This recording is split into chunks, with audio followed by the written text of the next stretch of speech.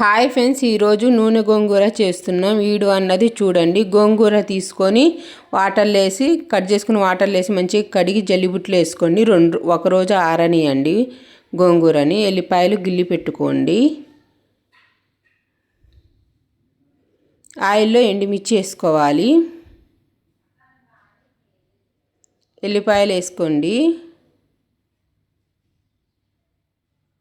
వేసి కలపండి. కొంచెం పసుపు వేసుకోండి. కొంచెం జీలకర్ర వేయండి. కొన్ని తాలింపు గింజలు వేసుకోండి. వేసి కలపండి. కలిపి ఆ ఎల్లిపాయలు రెడ్ కాగానే గోంగూర అనేది తాలింపులు వేసుకోండి. నేను తెల్ల గోంగూర తీసుకున్నా. కొద్దిసేపు మగ్గనియండి గోంగూరని.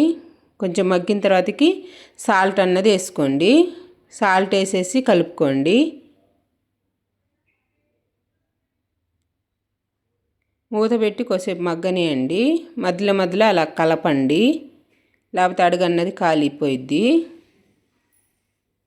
జీలకర్ర, మెంతులు, ఆవాలు పౌడర్ వేసుకోవాలి. కొంచెం వేసుకొని కలుపుకోండి.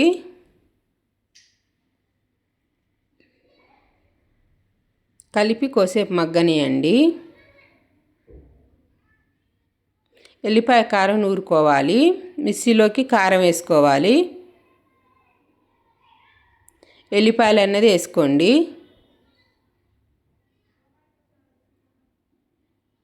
సాల్ట్ వేసుకోవాలి సరిపోయినంత. మిక్సీ పట్టేసుకోండి.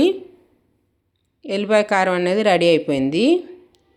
మంచిగా మగ్గిపోయిన తర్వాతకి ఎల్లిపాయ కారం అన్నది వేసుకోవాలి సరిపోయినంత. టేస్ట్ అన్నది బాగా వస్తుంది, మంచిగా ఉంటుందండి టేస్ట్ అన్నది ఎల్లిపాయ కారం వేస్తే. ఒకసారి ట్రై చేయండి. నూనె గోంగూర మంచిగా ఉంటుంది అసలుకి.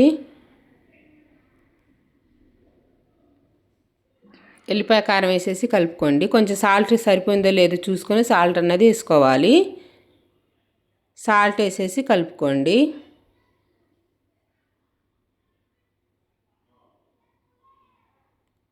కోసేపు మగ్గనియండి.